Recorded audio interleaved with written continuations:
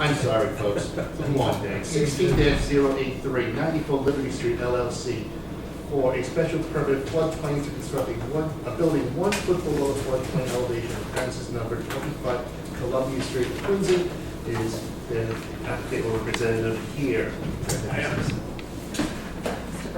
Yep. Again, Jim Burke with the Selberg and Associates offices in Quincy, Massachusetts. I'm the civil engineer for this particular project.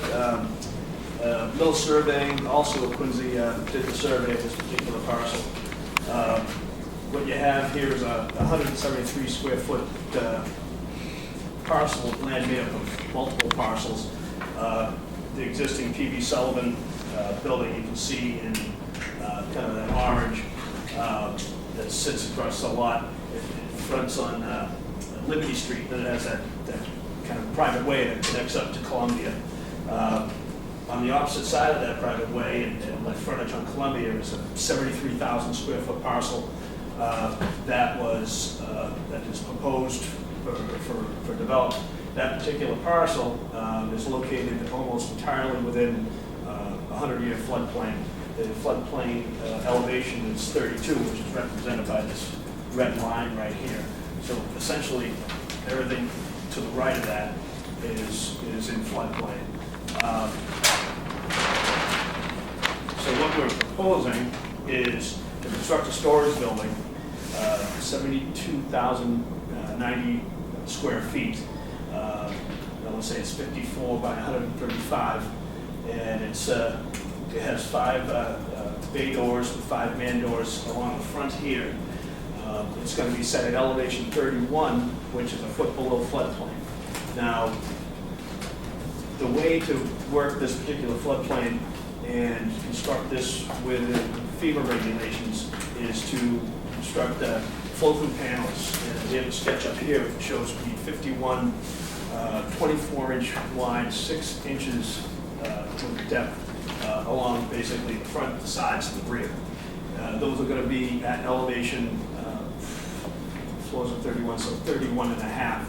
So flood comes up to 32. So it's designed actually to flood in and flood out. When you do this, and along with the swales that we've designed in the back to drain surface runoff in this direction, that's great. We came up with over 11,000 cubic feet of additional floodplain for this particular parcel. Not only that, is that we propose a 36 unit and a 6x6 configuration of Cultec chambers, the plastic arch, open bottom arch drainage structure that's going to take the runoff from the new parking lot as well as the roof. So in addition to the additional floodplain, we have storage for drainage for this particular roof. This project increases flood storage for this area considerably, and will have no negative impacts to any abutting property with regards to drainage whatsoever. We've received an order of conditions already. The building meets all setbacks. Building height's going to be 30 feet to the peak. Will be a metal skin building that's going to match basically what's across the street, and strictly a storage building. We have, in addition to what conservation required, is some landscaping. So basically, we did some tree clearing, and so we're proposing some landscaping in the back to do some screening. If you have any questions, I'm glad to answer. That's going to be storage for the plumbing. At this, believe it or not, you talk to Jim Sullivan, he says he wants to store his cars and stuff in there, and it's some equipment that he moves around and that. You would not put your car. You know, I know, but I would imagine yes, that it will be used as some storage for the supply house. So P.B. Sullivan, that's going to end up with the ownership of it? They own it now. They own it now. They own the land now, so they're going to build the building in front of it. Exactly. Okay, the question I have is, you talked about screening. You're going to screen the houses on Liberty Street. Are you also going to screen? Well, Liberty Street, we see, yes, I mean, for the building up here, and like I said, Liberty Street extends down here. We try to keep, through the order of conditions, conservation process. The neighborhood came out and voiced some concerns with regards to the tree clearing, and we came up with a screening plan as part of the requirements for the order of conditions. Okay, how about the two houses that are on Columbia Street? The two single-family structures that are there? Over here, Yes. I mean, there's trees there, there's nothing there now. I mean, we have Okay. some screening in that location. So, Okay. I mean, you know, we're looking at, let's see, how many we have?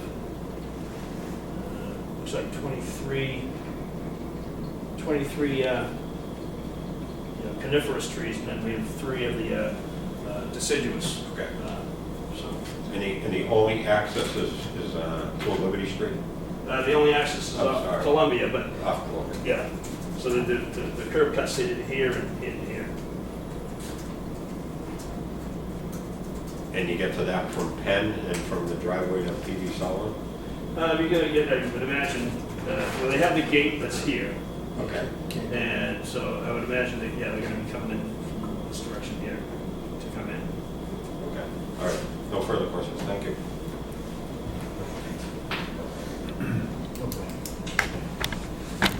Public hearing closed. Anybody want to speak in favor? Once, twice, 3 times? I'm going to give them the opportunity to do that. Give it to Mr. Frank. James Lettery? He's a great letter. There you go. It's the best. Look at the DPW. Letter from the DPW regarding 25 Columbia Street, case 16083. We reviewed the submittal for the above referenced project, and our comments are as follows.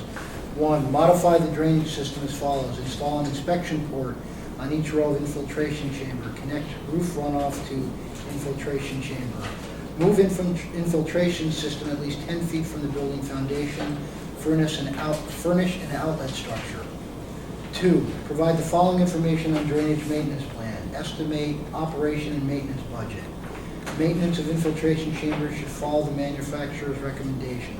The maintenance plan shall be recorded at the Norfolk County Registry of Deeds. 3, submit the following documents before construction. Soil test report, stormwater connection permit, water flow test report.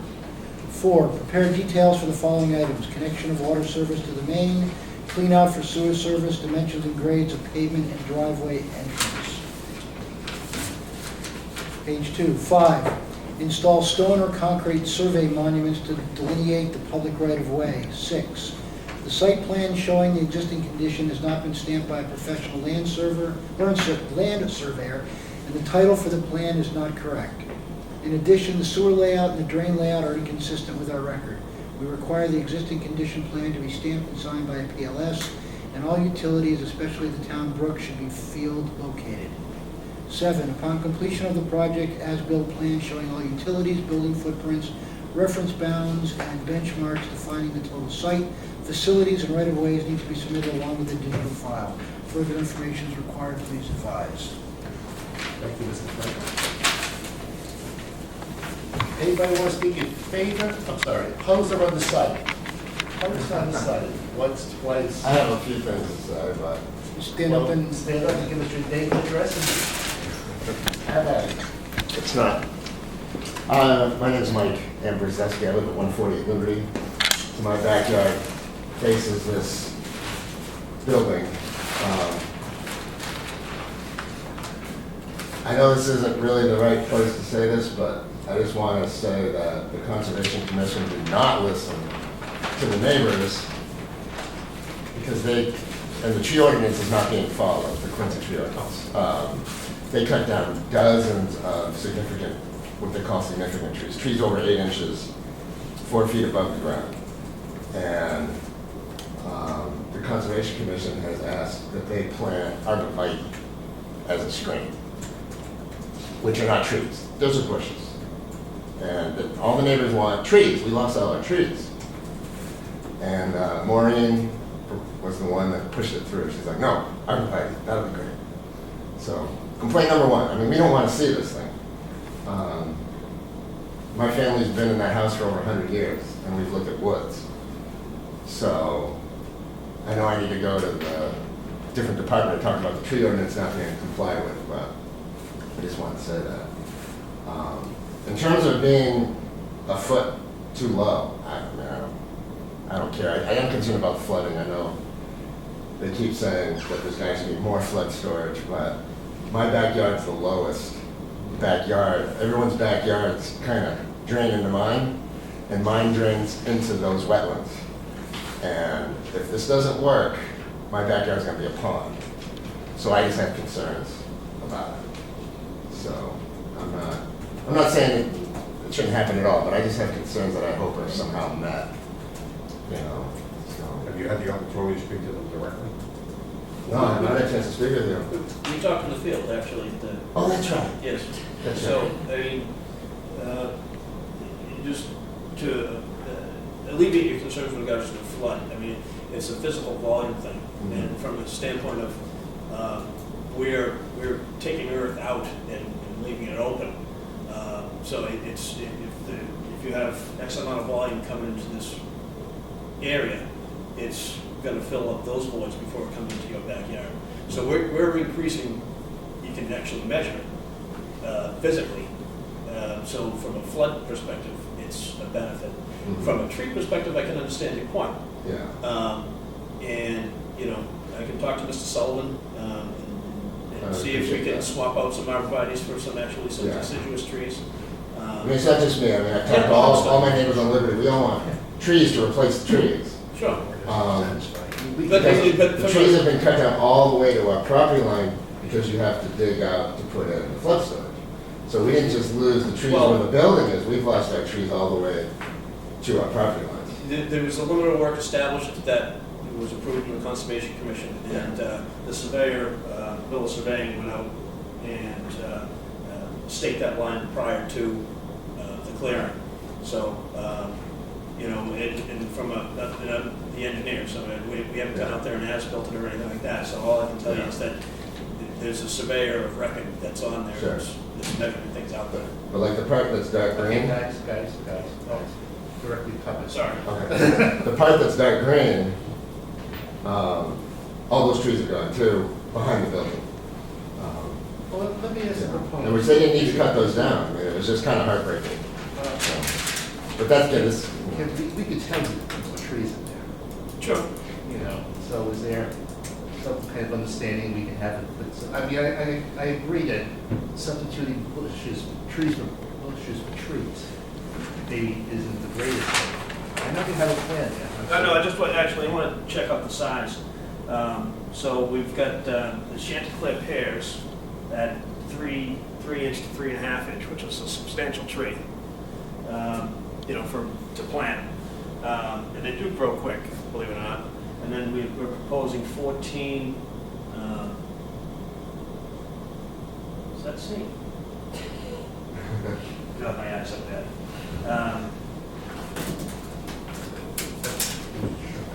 The 2 to 4 inch of the green giant thuja, which is, I don't know what that is. You know, but it's one of those, you know, it's a conifer. You're right. But it's not a shrub. It's a fairly large tree. For it to be 2 to 4 inch, I mean, that's a Well, substantial tree. I think those are the arborvitaes that they're talking. Yeah, and there's and the occidentalis. Those are the Where are- emerald green. where They are only the- have nine arborvitae. Where are the other guys? The arborvitae here. Yep, the EGVs. So there's 3 there, 3 there, and 3 there, and then the rest of these guys, those are the 14 big, like the green trees that stay year round, Okay. and they're staggered. That's out back. They're staggered, and then the three Say that. 3 of these guys are back here. I Those- mean, we could certainly The ones up the swap back, things you, out. that's what. Correct, yeah. Yeah. So we're, Right, so when you're saying actual trees, that's actually between my house and yeah. that building. Yes, yeah, exactly. These are So the, that's good. these are the arborvitae. That's what you're looking for. That is what I'm looking for. Yeah. Yes. Okay. So, Yes, thank you. All right. What do you think is still right? You know, if you can satisfy the neighbors, the drainage, if the conditions of the drainage are, you know, satisfactory to the other neighbors, you're not gonna, obviously you're not gonna flood you out, they're gonna. Can I ask one more question about that? Sure. No? I'm sorry. Okay. One more. In the plans for this, they show an overflow pipe Yes, sir. shooting out the back of the building. Uh, So that if the flood storage fills up, How about this, guys? How about we discuss this after we're done? Okay, fair enough. We're gonna go in. Mr. O'Brien. I'm in favor. Mr. I'd like to see that. With the trees. Well, the trees are a condition of the, they're already, the Concom required them to, so. We're gonna, and the whole items that are. Yeah. Right. I'm in favor. Sullivan's been in that neighborhood for a long time. It's relative, they're good neighbors. I'm sure you can come to some accommodation. I'm in favor. Subject to the orders of the DPW. Right. One in favor of the motion? Okay.